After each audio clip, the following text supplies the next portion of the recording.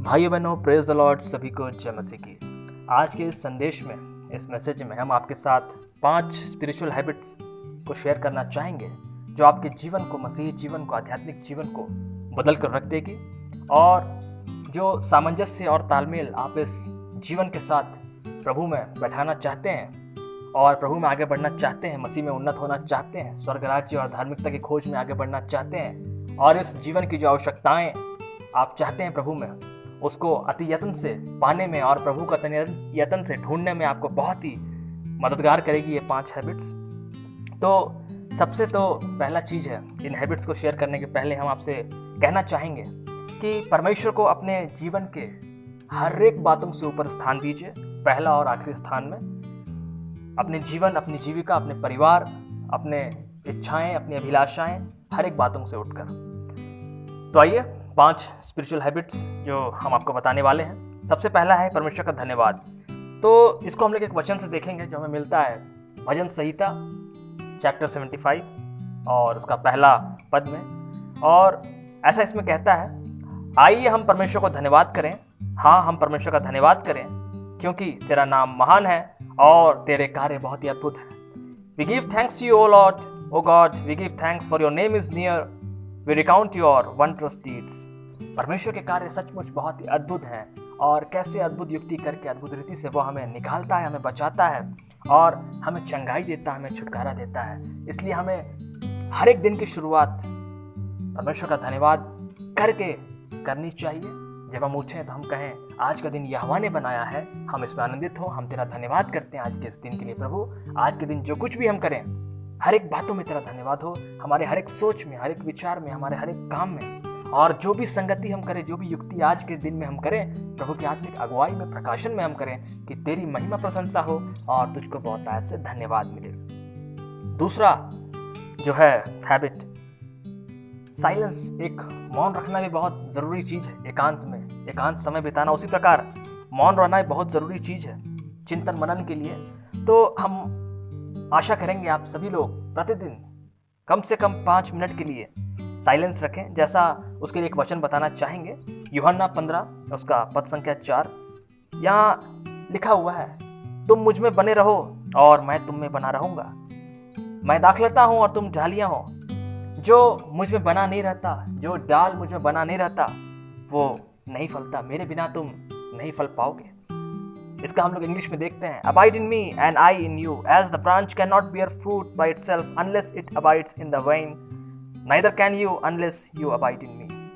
तो यीशु मसीह हमारे जीवन का, अनंत जीवन का वो दाखलता है, हम डालियां हैं, वो बीज है जिसके द्वारा हम बोए गए हैं प्रभु यीशु मसीह में, परमेश्वर में, उसके अनंत जीवन की बुलाहट में, अगुवाई में। तो यदि हमें फलना है तो हमें प्रभु में बने रहना है। तो हर एक दिन कम से कम इस भाग में भरे जीवन में 5 मिनट साइलेंस के लिए निकालें और प्रभु को कहें, प्रभु आप ही हमें बढ़ाइए, आप ही हमें फलाइए, हम खुद से नहीं फल पाते प्रभु। और दिन भर में आप जितना भी एकांत में, सामूहिक प्रार्थना के अलावा, सामूहिक प्रभु को समय देने के अलावा जितना भी एकांत में आप समय निकाल पाएं प्रार्थना में, वो और भी लाभदायक होगा। लेकिन ये 5 मिनट का साइलेंस जरूर निकालें। तीसरा जो हैबिट है वो है, आप जाने कि आप कौन हैं, आपको जीवन देने का मकसद क्या है, परमेश्वर ने क्यों आपको जीवन दिया है।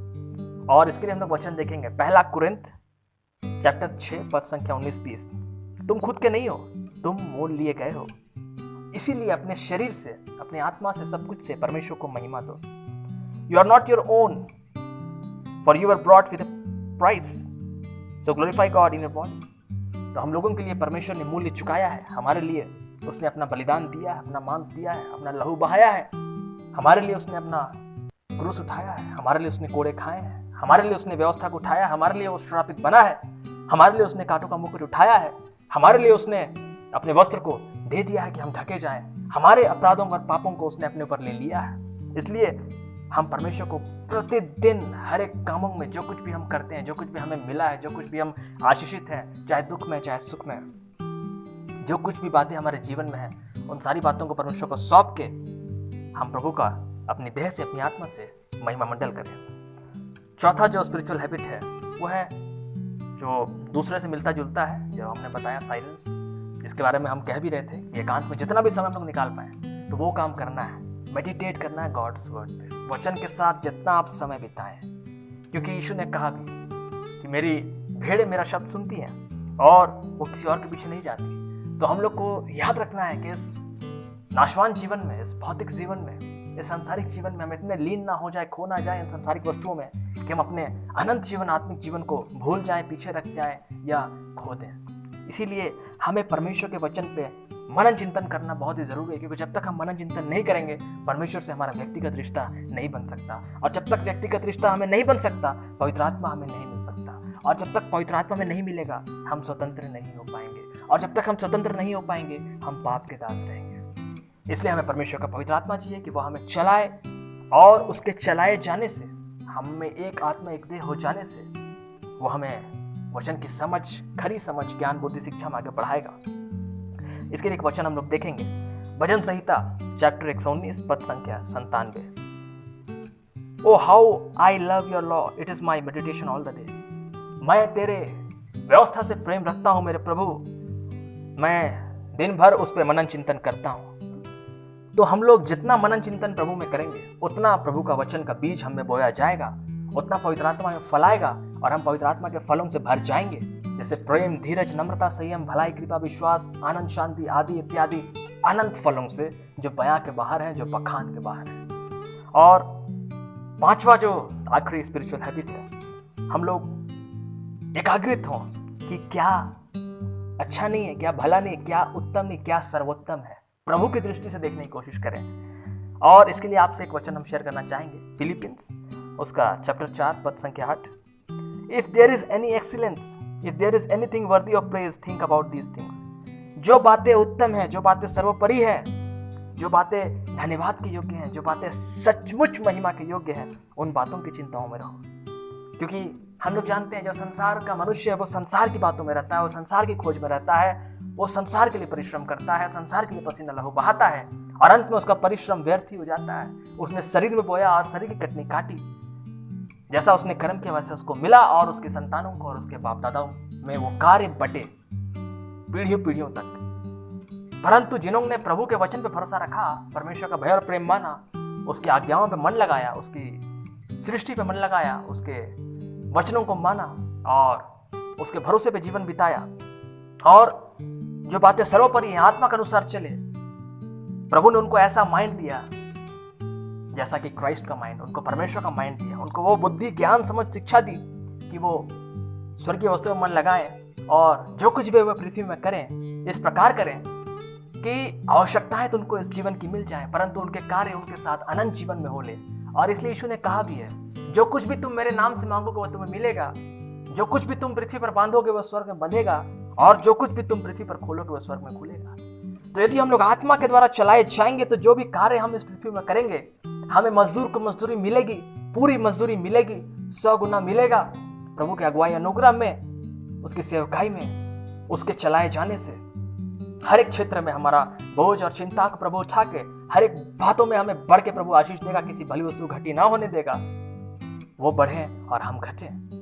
परंतु इसके साथ ही साथ हमारे हर एक कार्य जो हमने प्रभु के प्रकाशन में, प्रभु की अगुवाई में किए हैं, प्रभु के अनुग्रह के द्वारा किए हैं, और अपना चिंता और बोझ और सब बातों के आगे परमेश्वर को रखा है और उसकी आत्मिक अगुवाई को सर्वोपरि रखा है, खुद की समझ, ज्ञान, बुद्धि को छोड़कर उस पर भरोसा रखा है, तो हमारे हर एक कामों का प्रतिफल हमें स्वर्ग राज्य में मिलेगा, जो अनंत जीवन का फल है, जो कोई चोरी नहीं कर सकता, जो कोई चोर चोरी नहीं कर सकता।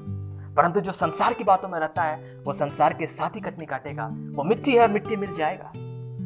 इसलिए पहला मनुष्य तो आदम में है, परंतु अंतिम मनुष्य यीशु मसीह में है। इसलिए आदम में सारे कार्य नष्ट हो जाएंगे, मर जाएंगे, परंतु परमेश्वर के कार्य जो उसने पवित्र आत्मा वचन के द्वारा व्यवस्था का बोझ उठाकर, शिक्षा को देकर, ताड़ना देकर, और खुद ही वो ताड़ना को सहकर, शिक्षा को उठाकर हमारा उद्धार के लिए अपने आप को दे दिया कि जो उसके खोजी बने वो उद्धार पाए। वो इन 5 हैबिट्स को अपनाकर प्रभु में आगे बढ़ सकते हैं और बहुत आयत का आशीष उनके जीवन में आएगी।